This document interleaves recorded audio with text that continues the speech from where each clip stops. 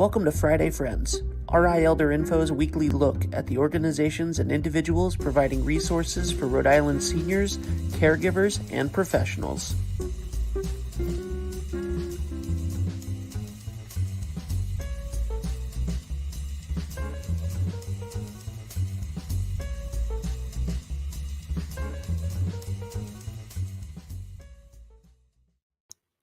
Good morning, everybody. Happy Friday.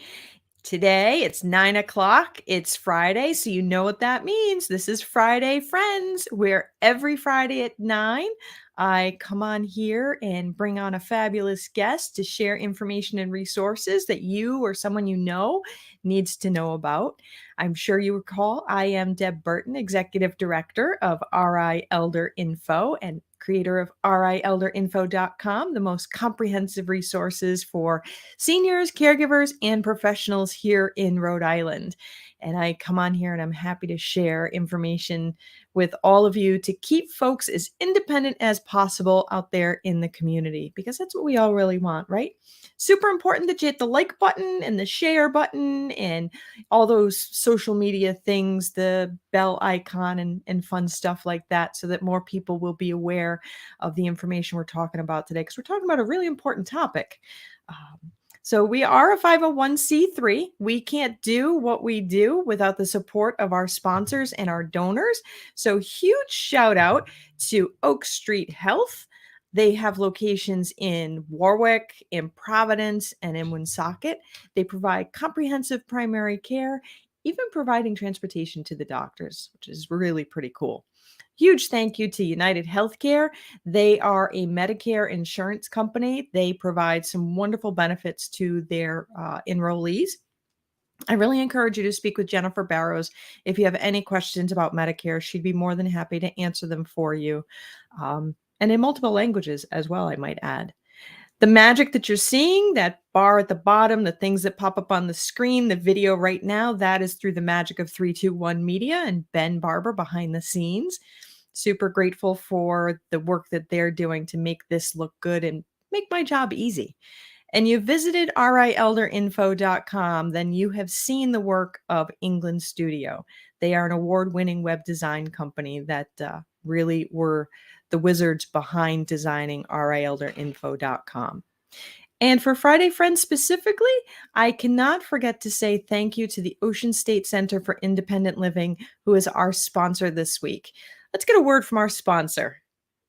Do you have a disability and want to be more independent in your home and community? Do you experience barriers that keep you from living life on your own terms? Ocean State Center for Independent Living in Warwick is there to help. Call 738-1013 or visit their website at oscil.org to learn how they can assist you. Ocean State Center for Independent Living is Rhode Island's go-to organization for disability services, resources, and information. Visit their website at oscil.org and begin living your life on your terms. So, great program over at OSIL. I encourage anybody who might be in need to give them a buzz. So now, without further ado, I would like to welcome this week's guest up to the screen. Welcome, Meg Grady. Good morning, Deb. Happy Friday, and thanks so much for having me. Yes, absolutely. I love your program. So can you please share with our viewers, who are you and what is it that you do and where do you do it? Well, I could do 45 minutes, Deb, on just that. So we will stay real high level on this gloomy Friday morning. Meals on Wheels of Rhode Island was founded in 1969. We started with 17 seniors and one route in Providence. Last year, our 52nd year in operation, we served over 350,000 meals to over 2,500 older adults across our state. So that is just a little bit about us. We are gearing up to serve our 20 millionth home delivered meal this summer. Wow. So we are incredibly excited about where we've come from and really looking into the future and trying to, determine what our next 20 million meals will look like. So that's where you're finding us. You want to talk about the home delivered meal program? Sure. I like 20 million meals. Like, I can't even picture what that looks like. Like on an everyday basis, how many people does Meals on Wheels provide a meal for? Like, Yeah, that's a great question. whew, So, all right, we serve 1,500 older adults statewide Monday through Friday. So, I'm not a math person, right? But I'll play one on this show today. If you look at about 7,500 meals a week times 52 weeks in a year, that's where you're hitting about the 300,000, 350,000 mark. And so we serve a million meals every 2.5 to 3 years. And so, this is something we're really proud of. But then you think about the aging population here in Rhode Island, yep. right? And we're asking ourselves big questions like, do we need to be serving a million meals a year? That might sound dramatic, but when you think about the number of older adults that are turning 60 or older in the next 10 years, the desire to stay at home, and also the elderly population we have here in the state, individuals, I think we have the highest concentration of individuals that are 85 and older. So, that creates a lot of opportunity for Meals on Wheels to continue to serve and help older adults stay happy and safe at home. You're right. We do have one of the highest populations over the age of 85. It's uh it's very interesting to hear the idea of serving a million meals, but really 1,500 a day, like holy cow, that's a lot of people to feed. But from what I'm hearing, and let me see, are you hearing that hunger is an issue in Rhode Island for our older adults? Yeah, great question, Deb. So during the pandemic, right, we surged from 1,200, that's what we were doing at the time, 1,200 home delivered meals a day to 4,000 home delivered meals a day. Oh my gosh. Like Yeah, that, so like you more than many older doubled. Like, adults found themselves in need for the first time, right? I mean, the pandemic definitely disrupted the way that we go about our daily lives and, really shined some light on food insecurity. So that is the question, believe it or not, that our strategic plan design team of our board of directors also has a couple community members on it, is asking ourselves. We have a day-long retreat in April on the 7th, and we're trying to figure out of the, I think it's 15,000, and that's an approximate number, food insecure seniors in the state. Like, what does that mean for Meals on Wheels? And how do we better address hunger? And on the flip side of that, how do we better help people stay at home? So, I don't necessarily come to today's show with answers, but once our strategic plan is finalized and made available to our supporters and community members, I look forward to coming back and sharing our vision for 2025 and the goals and action items we think will get us there. it's amazing to me that, here in 2022, we don't often think about our older adults being hungry. Hmm. Um, you know, I I often think of it in terms of, maybe somebody's mom or dad or grandma or grandpa, maybe they had a stroke. So Hmm. now like one whole side they can't use, or they're using a walker. And Hmm. like how do you cook a meal Hmm. and get it like from the stove or and to your plate or carry your plate and use a walker at the same time? Hmm. Like how do you do that and do that safely? And are there people who are just like, you know, I'll make a sandwich or I'll just have a cup of Yeah. tea or a bowl of cereal, not realizing without getting the proper nutrition, like you're not going to stay strong enough to remain healthy. Mhm. Um, what's the criteria for people to be able to get Meals on Wheels? Do you have to have a certain income or be under a certain income, or who's eligible for Meals on Wheels? So people are most familiar with our home delivered meal program. That's the one that we've talked about today that serves 1,500 homebound people statewide each weekday. Mhm. The information about that program is available on our website at rameals.org. And in the upper right hand corner, you can click Get Meals. But let's kind of talk about who a typical client is at Meals on Wheels. 60 or older, need help shopping or preparing for food, are homebound, and they're not participating in another program. So obviously you have to be home to receive the meal. So if you're getting transportation to a senior center to enjoy lunch on Thursdays, on that day, you wouldn't be able to get Meals on Wheels as well. That makes sense. The best way to understand like who we serve is through the experience of our clients. So let me think through. It's a busy time of year for us. We have been out doing meal deliveries with elected officials and our sponsors as a part of our annual March for Meals event. So yesterday, I visited with an individual who lived in Warwick, formerly West Warwick, but had moved to Warwick maybe 6, 7 years ago. He had mobility challenges that keep him from driving, shopping, preparing food. And so that's where Meals on Wheels comes in. I also get to know a little bit more about him. He's a former corrections officer, worked for the state for 30 years. And what really pulled on my heart is that he's the last surviving member of the family. He was a Yankees fan. I didn't hold that against him. And he also had some pretty strong opinions about Tom Brady's retirement.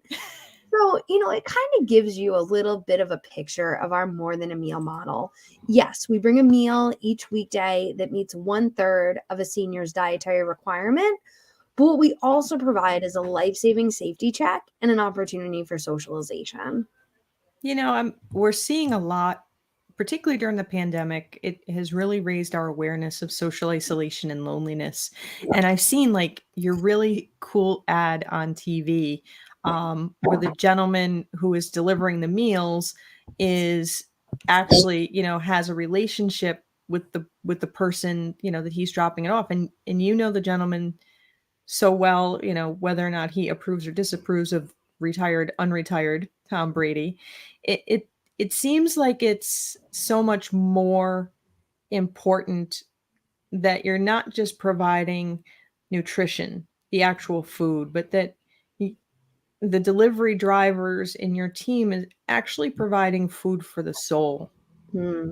And that is 100% on the front of my mind this month as we continue to go to visit with our clients, statewide. A couple weeks ago, the beginning of the month, I was in Portsmouth. The woman that we delivered to was 95 years old.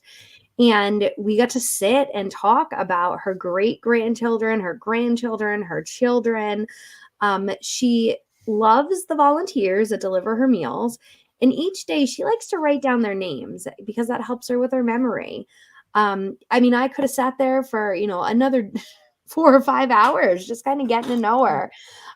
Then that next week, we were with Roland, our star, Mr. Suspenders from our commercial, and Congressman Cicilline joined on that. And wow, did we really get into it? Foreign politics, policy, opinions on prior governors, like just the opportunity to like sit and chat is so nice. But what really kind of pulled on my heartstrings in these visits is both those individuals whose stories I just shared talked about the phone calls that they get from their children, whether it's every day. In Roland's case, he said his son calls twice a day. And so it's the Meals on Wheels driver, right? That's like in between those calls. That's, just kind of checking in and talking about sports or the weather, maybe politics, and really just being that friend and that friendly face.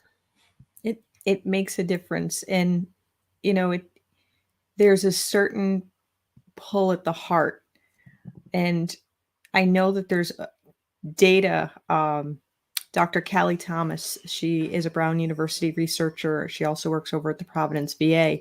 She did some research about the benefits of having that social contact through Meals on Wheels. And there's health benefits to this beyond the nutrition capacity. And I thought, these days, so many people really want to remain in their homes, in their communities for as long as possible. And Meals on Wheels has the ability to really be a foundational support in making that happen. Like, that's really cool. So if somebody wanted to get Meals on Wheels, what is the application process like? Do they call? Do they go online? I wouldn't exactly call it an application process. We refer to it as like a referral process. If you're listening today and you feel like you could benefit from our more than a meal model, the meal, the safety check, the opportunity for socialization, you can do a couple things. You can call our main number. I think Deb has it up on the screen here, 401-351-6700. That's our call center. It's located in Providence. And you can chat with a member of our team. They will ask you questions that will help them understand, your homebound status, what you struggle with from a mobility perspective, if you're able to shop and prepare for food, and that will qualify you for the program. It's funny because I was talking with a woman that had called yesterday, an inquiry call, and she said, "Why are you asking so many questions?" I said, "That was a great question." We ask so many questions because we actually leverage state and federal funds to provide the meals. So if it feels like a lot of questions, bear with us. It's what we have to do for our funding, and we appreciate people's patience. Once you qualify for the program, it typically takes us a day or two to start your meals because we have to send the order to the caterer and we have to get you on the route. Oh, and if you call and you're interested in meals, in the first quarter so far this year, our team has returned 97% of referral calls in 3 days. So you Wow. should hear from us quickly. If you don't hear from us in 3 days, give us a call because sometimes when we call you or your loved one, we end up in the voicemail that we don't know how to check, right? Or we know we shouldn't answer numbers that we don't know. So we actually have a database where we say on March 22nd, we called at 2:23 p.m.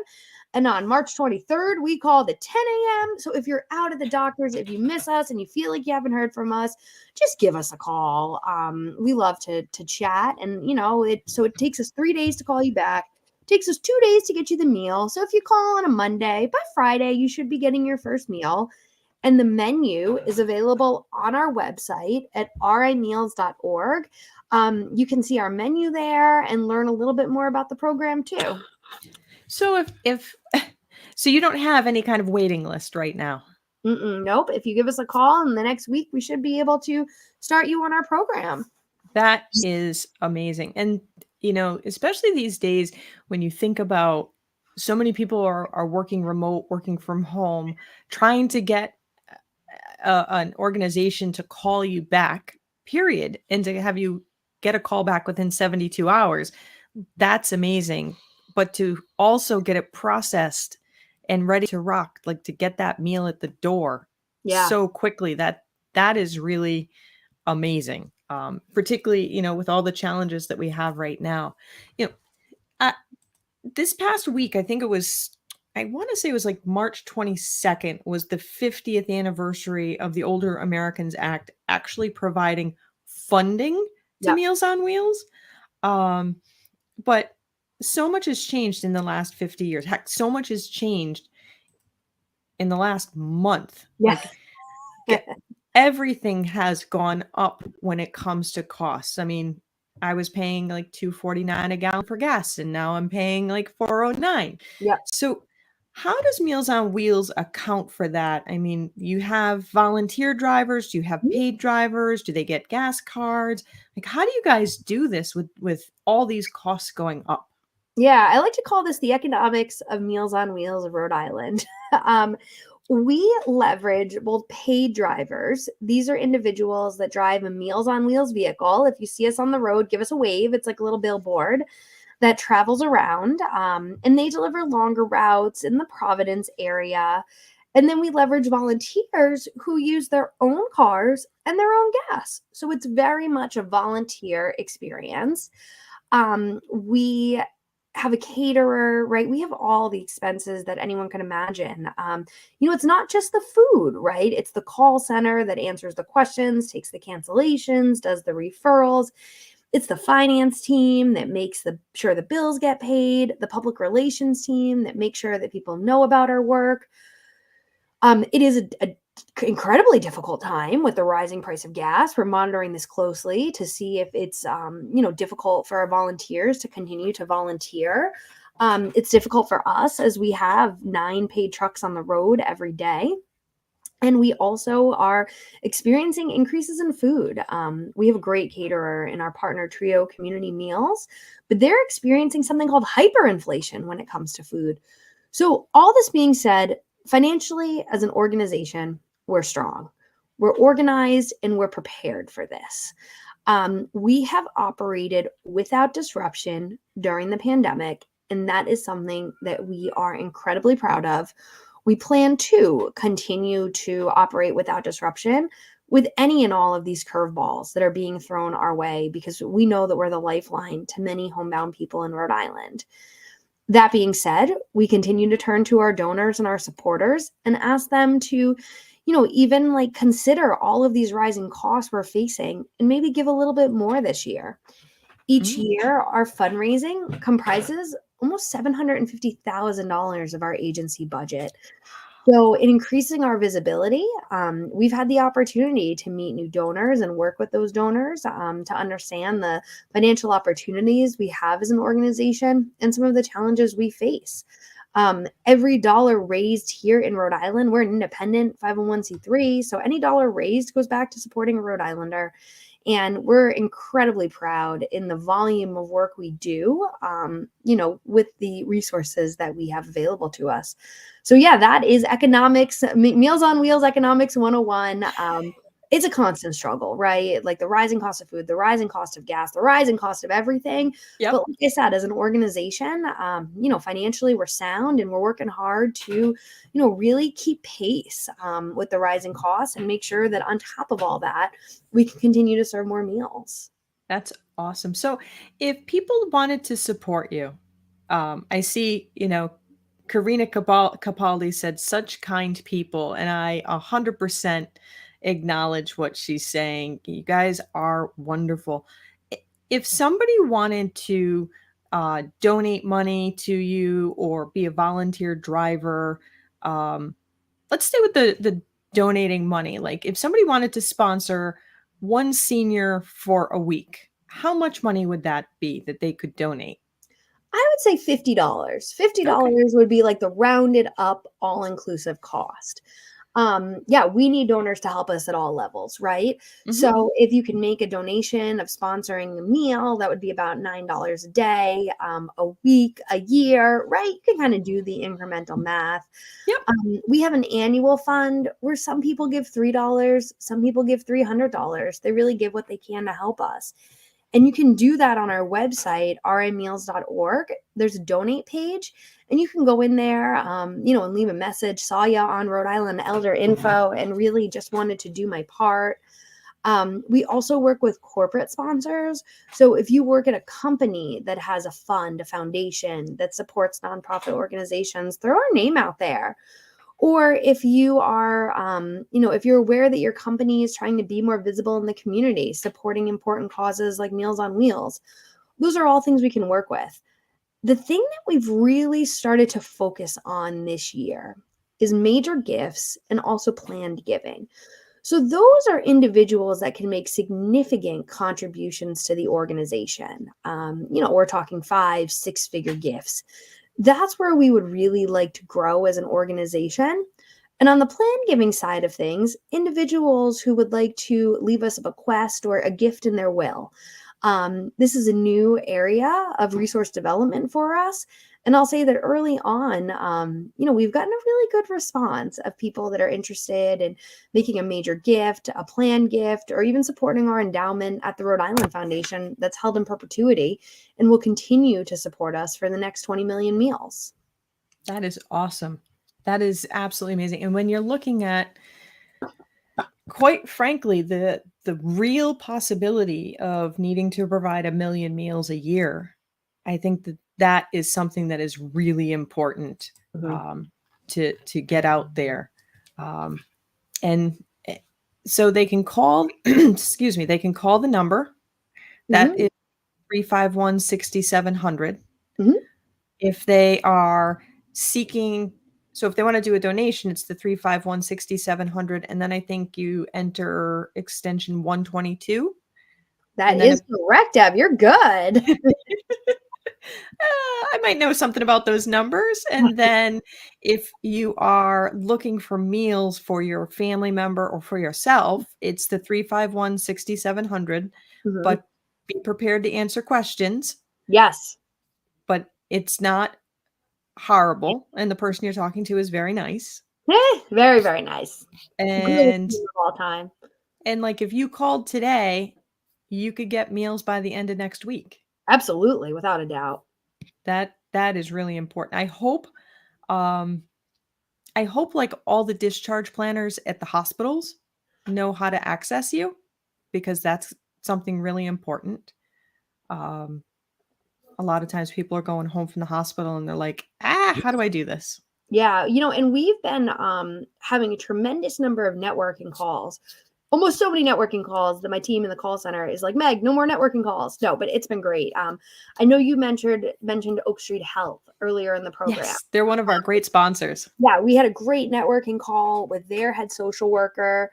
We worked with just like a tremendous number of calls to let people know about like who we are and what we look like at 20 million meals and how they can make a referral and what they need to know and what helps us.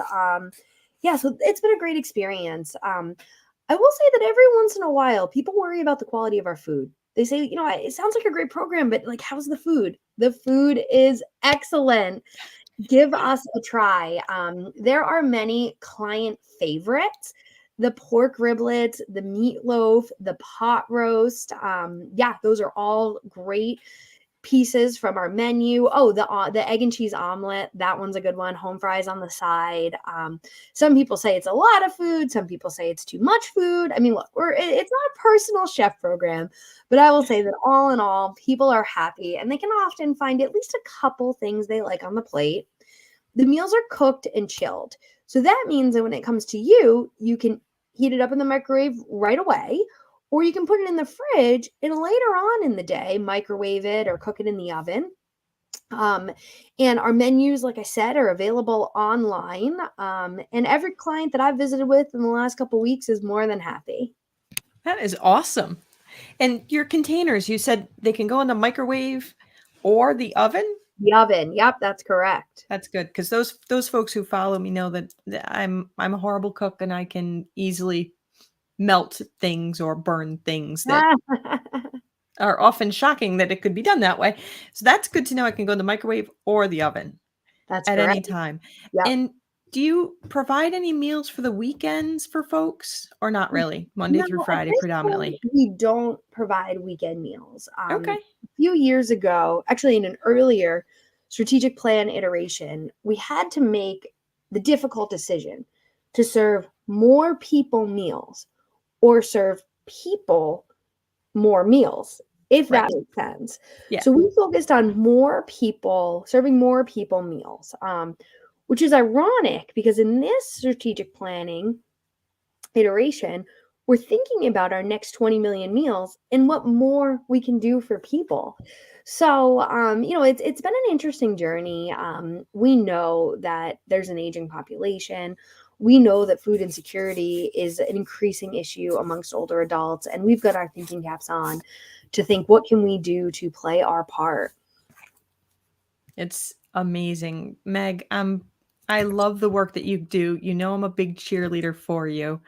I know you've got some amazing additional programs that are going to be announced next month or so. So people need to stay tuned, because there's really some big things happening over there. And it wouldn't be possible, I think, without the support of the community, of the individuals out there who are making those donations. I know right now is your big March for Meals. And it's one of those things, every dollar counts, right? Absolutely. Well, let me just say that, our incredible work wouldn't have been possible without our volunteers who are delivery heroes, our team in the office that was fearless during COVID-19, our board of directors that's provided incredible leadership to our organization. And of course, the seniors that welcome us at their door each day. And Deb, thank you for having us on today's show Friday morning. I think you've seen I've taken a couple sips of my coffee in between questions, but we appreciate your support and the referrals that you send us through Rhode Island Elder Info. Yeah, it's awesome. Meg, I look forward to seeing the program grow in the wonderful ways that are coming. Thank you so much for coming on today. rimeals.org. We promise to stay in close touch. Perfect. Everybody, I'm telling you, Rhode Island Meals on Wheels. I've eaten the food. It's very tasty. I have driven for them. And the reward that you get in your heart when you are delivering these meals and speaking to folks where you know that you're the only face that they might see for the day, there isn't anything quite like that feeling of giving back to folks who need you. And I encourage you to support Meals on Wheels as much as you can. If you have a particular skill set, whether that is being able to send in money, or if you're able to deliver in your community, reach out to them and volunteer your time, volunteer your donations if you can, because they're providing so much more than just nutrition, and the volunteers receive so much more than you could ever imagine. It is a really great program for all involved. So this concludes it for this week. I look forward to seeing everybody next week for our next Friday Friends. In the meantime, be well and be kind. If you liked this video, please follow us on social media and subscribe on YouTube. For more information, visit rielderinfo.com or call 401-585-0509. If you have any questions, email deb@rielderinfo.com.